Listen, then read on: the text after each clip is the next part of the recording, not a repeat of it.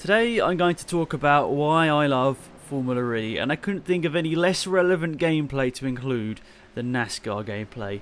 It's basically on the other end of the spectrum of Formula E, but it was a pretty decent race. I'm the one in the Red Bull livery, by the way, if you're confused. So, the first reason why I absolutely love Formula E is the racing. I feel like it's second to none in terms of other open wheel racing series. The unpredictability might seem like a downside to some people because they like to understand a certain driver is going to at least be in a certain situation on a specific track, but I personally love the unpredictability of Formula E. I know that basically any driver on the grid could win a certain race or could battle for the championship. We've seen that this year really. John-Eric Verne, he was pretty successful in Formula E, but when it all came together, when he was in the right team, the right car, and just everyone, the right people around him, he was driving the best he ever had done before. He went for a championship and we saw what happened. He went and grabbed it. But the seasons before that, he was sort of mid-table for a lot of it.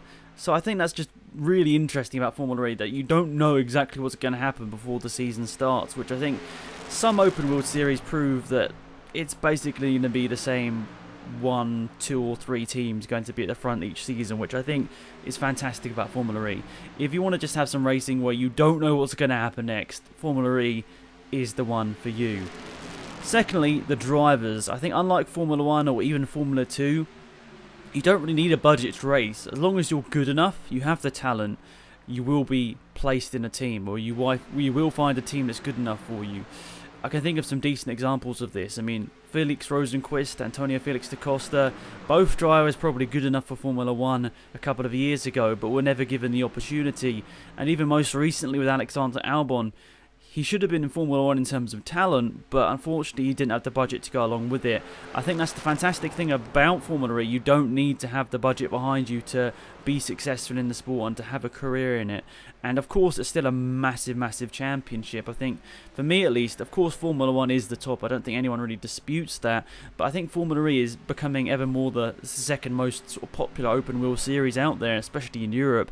I love it. I absolutely love it. And for me, most of the time, the racing is probably a little bit more exciting. But in general, the drivers, as I said, they're picked because of their talent, not because of the sponsorship or the backing behind them. Of course, maybe a one-off race here and there for a driver that brings a bit of money. If the team desperately needs a replacement, understandable. But in general, all the teams on the grid are looking just for the best driver to fit into their team, and I think that's what is fantastic about Formula E. And the drivers themselves, you know, when you see them in interviews and all that, it's just a little bit more light-hearted than in Formula 1, because they're not all, I don't know what the right word is. It's not, because they're not obviously taking it less seriously, but they understand just what the fans want in the sport, really. They don't want to see a driver that's completely like moaning all the time. They want to see just sometimes a bit of emotion here and there, and we don't sometimes get that in Formula 1, and we get to see a bit of emotion here and there in Formula E, so I think that's fantastic. Next up, the coverage. I think both on UK television, I think Channel 4 and is it Eurosport?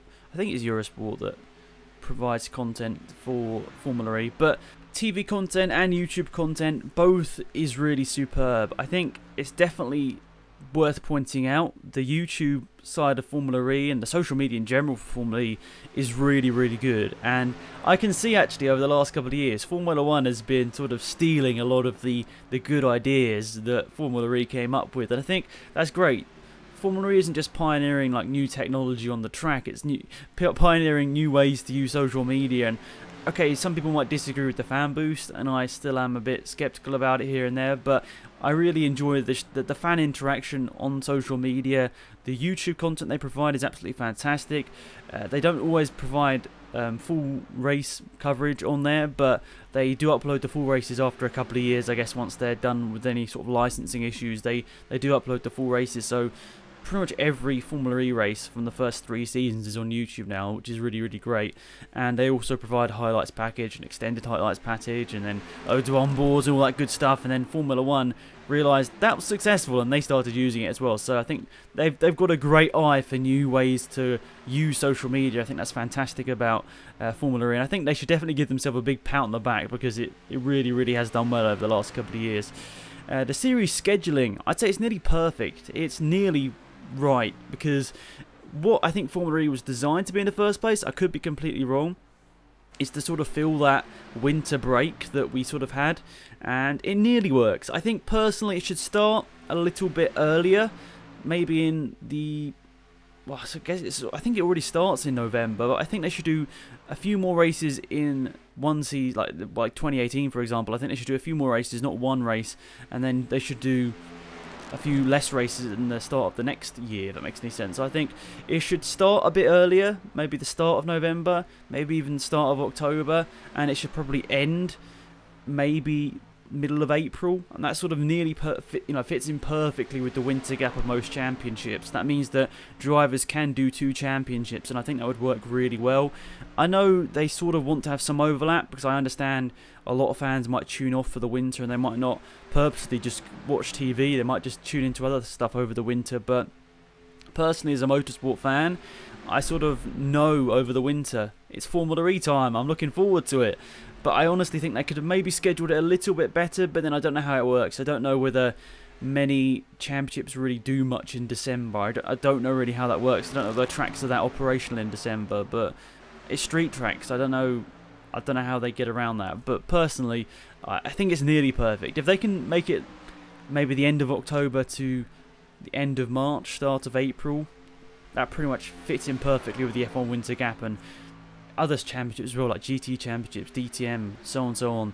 It would work out nearly perfectly. The Gen 2 car, that's pretty mega as well. If you haven't seen that, definitely go and check out the social media. That's a pretty awesome looking car.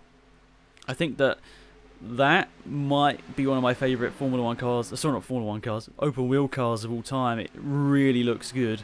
Now, I don't always think open wheel cars look the most interesting, but even... people hate on the Halo, but even people that hated the Halo love the Gen 2 Formula E car. I think that says a lot, because it's implemented into the car so well. It just looks fantastic.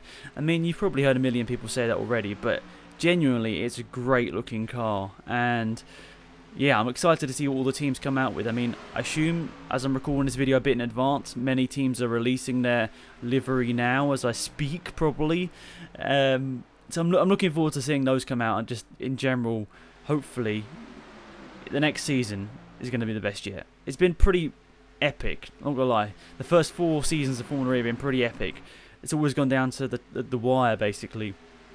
And I think that we're probably going to see something similar again, and bigger names coming in, like HWA, Venturi, obviously having a bit more sponsorship with Mercedes as well, and BMW becoming a factory outfit.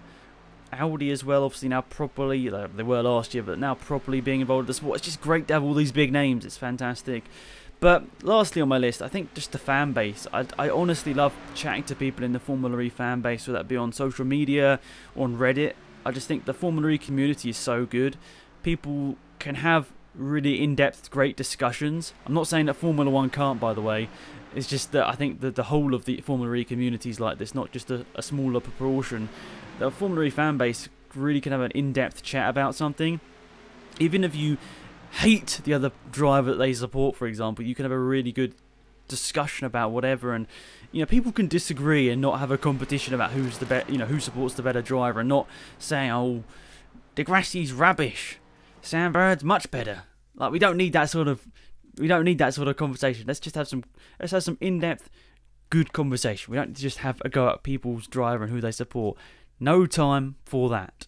So that is my list. 6 reasons why I absolutely love Formula E. I'm super excited for the season ahead. I think it gets underway in November, so probably not too long after this video is going up, actually. So I'm really looking forward to what this season throws up, because the last couple of seasons, well, all of the 4 seasons so far really have been interesting. A new champion in each, of course. Nelson Piquet in the first one, Buemi in the second one, Degrassi in the third one, John-Eric Verne in the fourth one. I think all four ex-Formula 1 drivers, yes, but at the same time, in each 4 of those seasons, we saw drivers coming through the ranks, people we probably didn't really expect to be challenging for championships and going for podiums and victories. We saw them emerge and prove how good of a driver they are. So I think that's great about Formula E as well, just the emerging talent that uses Formula E as well. I mean, you can still use it as a route to Formula 1, I'd say. I mean, maybe it's not what Formula E would want it to be, but I think that genuinely it's a great route to Formula 1 nowadays. It could replace Formula 2 or maybe even GP3 as well. I think it's a great series to be part of. So I'm really excited to see what happens over the next couple of months. What happens in the start of Season 5. It should be really exciting. But yeah, thanks for watching as always. Hopefully you did enjoy the video. Hope you guys have a fantastic day, and I'll see you guys around soon. Be sure to check out the social media. I'll be, of course, talking about Formula E quite a bit. So if you're interested and maybe we can have a cool discussion about something about Formula E when it starts up, go for it. Social media link is in the description. So thanks for watching. Have a fantastic day. Spinax Amadi. Goodbye.